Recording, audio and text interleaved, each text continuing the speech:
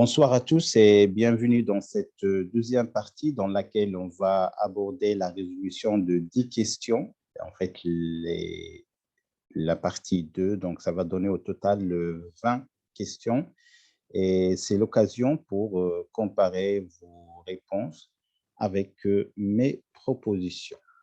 Alors, on commence, je signale que je n'ai pas respecté l'ordre. Et c'est tout à fait normal du fait que les questions sont indépendantes et donc l'essentiel est d'avoir et de voir le résultat. Alors, pour la question 4, on considère une fonction définie par f de x égale ln de 1 plus x sur 1 sur x. Et puis, on nous demande de préciser le développement limité à l'ordre 3 de f en 0. L'exercice propose évidemment un petit rappel, savoir le développement limité de la fonction ln de 1 plus x au voisinage de 0, sauf que, puisqu'il s'agit d'un QCM et donc la rédaction n'est pas importante, je vais vous proposer une petite astuce très rapide. Alors, vous pouvez voir que le coefficient de x carré pour chacune des propositions, il est différent. D'une part, on a moins 3 demi, moins 1 demi, 1 demi et moins 1. Et donc, on sait bien que ce coefficient correspond à f de 0 à la dérivée seconde sur 2. Donc, c'est tout simplement ce que je vais faire en calculant la dérivée seconde de cette fonction. Puis, je vais remplacer par 0 puisque les choses sont gentilles. Puis, je vais diviser par 2 et trouver la bonne réponse. Alors, je ne me suis pas intéressé au f' de 0 puisque, regardez, on a ici le 1, le 1, le 1 dans toutes les propositions. Alors, et je ne vais pas utiliser la proposition proposée par l'exercice. Je ne sais pas la résolution. Voilà. Peut-être je ne l'ai pas pris en considération. Peut-être je vais revenir. Donc, en tout cas, j'ai calculé f seconde de x. C'est bien dommage, j'ai pas pu rédiger. J'ai calculé f seconde de x et puis j'ai remplacé par 0. Puis j'ai trouvé que la bonne réponse, je pense que c'est B. Je vais revenir en tout cas au fur et à mesure. Normalement, sa place, elle est là. Pour la question suivante, on considère la fraction rationnelle définie par f de x égale à x à la puissance 4 sur x moins 1 sur x carré moins 1. Donc, on nous donne une décomposition en éléments simples de f. Alors, qu'est-ce que j'ai fait? J'ai effectué la division euclidienne de x4 du numérateur sur le dénominateur pour trouver une réponse. Je vais vous montrer comment. Regardez. Alors, voilà la division euclidienne, voilà donc le quotient, voilà le reste, ce qui me permet d'avoir que x à la puissance 4 s'écrit sous cette forme. Je divise, je trouve x plus 1 plus une quantité. Je vais revenir aux propositions. Alors, j'ai le choix entre ces deux propositions. Attention, le facteur temps est important, c'est pourquoi je ne vais pas me casser la tête vraiment à chercher convenablement, je ne vais pas rédiger. Alors, je vais voir. Alors, je vais calculer cette fois-ci f de 0. Alors, d'une part, c'est 0 d'après l'expression même de f. Regardez, si je remplace x par 0, je vais trouver 0. Et donc, ici, si je remplace par 0 dans ces deux, je devrais trouver moins 1 dans les expressions pour trouver la bonne. Alors, entre ces deux-là, j'ai remplacé le x par 0. Alors, effectivement, c'est la meilleure réponse. Parce qu'il m'a donné moins 1, je vais la simplifier par 1 avec 1. Et puis, ça va rester à le x et ça va me donner un 0. Donc, je vous laisse voir. Regardez. Donc, f de 0 parmi les propositions, donc la vraie est bien B. Arrêtez la vidéo si vous voyez que je vais un peu vite. Alors, cette fois-ci, dans l'ensemble des matrices carrées d'ordre 2 à coefficient réel, on considère l'ensemble E et on nous demande de trouver la dimension de cet espace vectoriel. Alors, c'est classique, il s'agit bien d'un espace vectoriel, donc il reste seulement à choisir parmi les deux propositions, ce qu'elle est de dimension 2 ou bien elle est de dimension 3. Alors, regardez qu'est-ce que je vais faire. Je vais écrire un élément de cet ensemble sous cette forme, une décomposition. Et donc, voilà le A fois une matrice B1, B fois matrice B2. Et donc, en même temps, il s'agit bien d'une famille génératrice. Et bien évidemment, il est visiblement libre, donc ça constitue une base et donc la dimension est bien 3.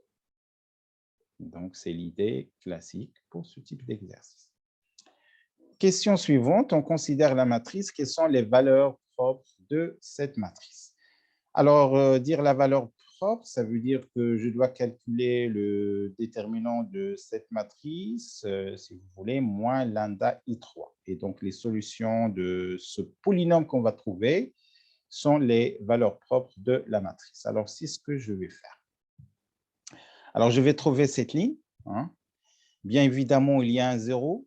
Et donc, je ne vais même pas perdre mon temps à résoudre ce trinôme de second degré.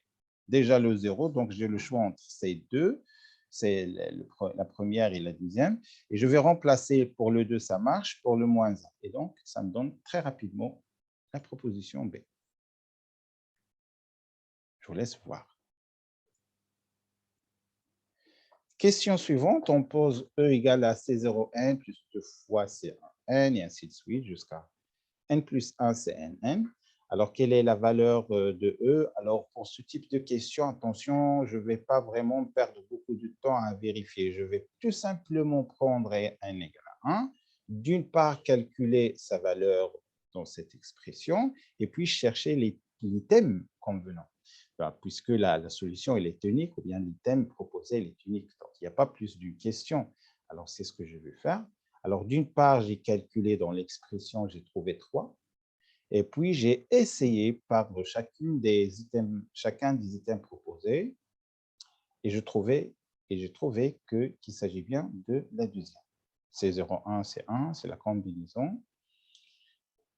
Et puis, voilà, donc la réponse correcte est bien B. Donc, question de gagner de temps.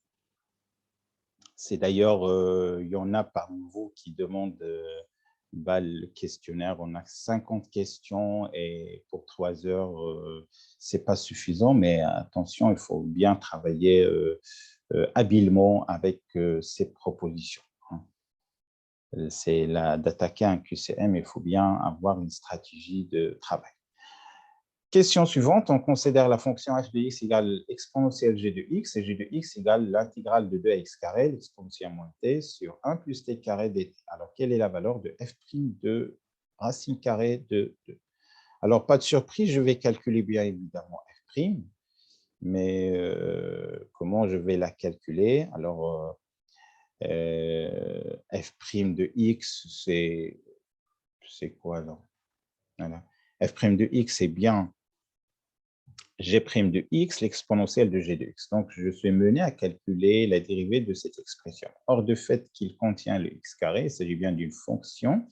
Alors, attention au petit piège, je vais prendre g, la primitive de cette fonction, donc g de x carré, mais attention à la dérivée, je vais faire sortir le 2x. On a un composé de x carré, c'est ça l'astuce.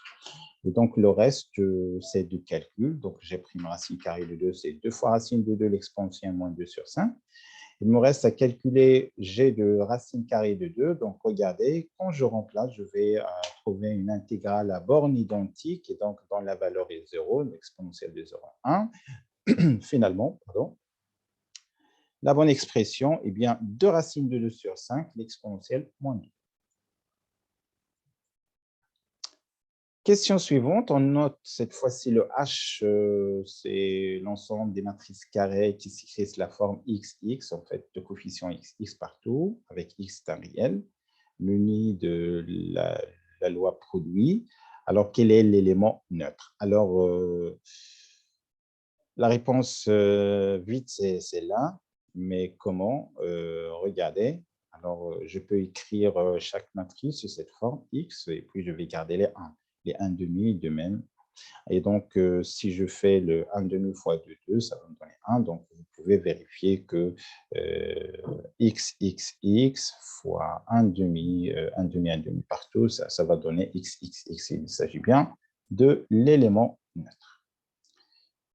On considère l'application f définie de r carré dans le carré par cette expression, le f de couple xy égale le couple x moins 2y moins 3x plus 4y, alors les choses sont gentilles, c'est-à-dire la fonction elle est bijective, quelle est la fonction réciproque. Alors, on n'a pas le choix, on doit résoudre tout simplement un système. Bien sûr, f de xy égale fx', c'est équivaut à écrire que xy, le couple xy, égale à f moins 1 de x' y'. Et donc, c'est l'objectif. Donc, en résolvant, tout simplement, xy en fonction de x', y'. Donc, il s'agit bien d'un calcul élémentaire. On a un système, je vais multiplier par la première équation par 2, puis simplifier par 4y pour trouver que x égale moins 2x' moins y. Donc, c'est suffisant si vous voulez pour souligner la bonne réponse. Vous pouvez également trouver y, mais je pense que ce n'est pas nécessaire parce qu'il suffit de m'arrêter. Lors d'un QCM, je n'ai pas assez de temps pour y réfléchir. Une fois que je trouve ceci, donc je m'arrête. Et donc, c'est la bonne réponse. Soit c'est un cercle tangent aux deux droites d'équation cartésienne respectives. Hein, alors, quel est le rayon de cercle? Alors, supposons que j'ai pas une idée de comment travailler. Donc, peut-être lors d'une vidéo, je vous ai recommandé de prendre avec Louis ces instruments de géométrie. Ça va vous aider. Par exemple, regardez, j'ai tout simplement tracé les droites. Hein. Et tracer les droites, j'ai trouvé qu'ils sont parallèles. Hein. Et donc, parallèles, vous pouvez imaginer donc, que le rayon, ça devrait être la distance qui sépare ces deux. Et vous pouvez même mesurer ceci à l'aide d'une règle. Et je vais trouver que ça égale à 2, quelque chose, ce qui correspond à racine de 5 parmi les propositions. Donc, c'est une idée très, très rapide. Et sans se casser la tête, un simple dessin qui, tout le monde sait dessiner d'une droite, donc pas de problème. Sinon, vous pouvez s'apercevoir que ces deux droites, s'ils sont parallèles, regardez, puisqu'ils sont le même vecteur des recteurs, normal si vous voulez, et même des recteurs. Regardez le coefficient de A, c'est 1, c'est moins 2, c'est 1, moins 2, donc ils sont parallèles. Alors, chercher la distance d'un point à un autre, je vais prendre un point A qui appartient à l'une des deux droites et je vais calculer sa distance par rapport à la première droite. Donc, je vais trouver racine de 5, je vous laisse voir.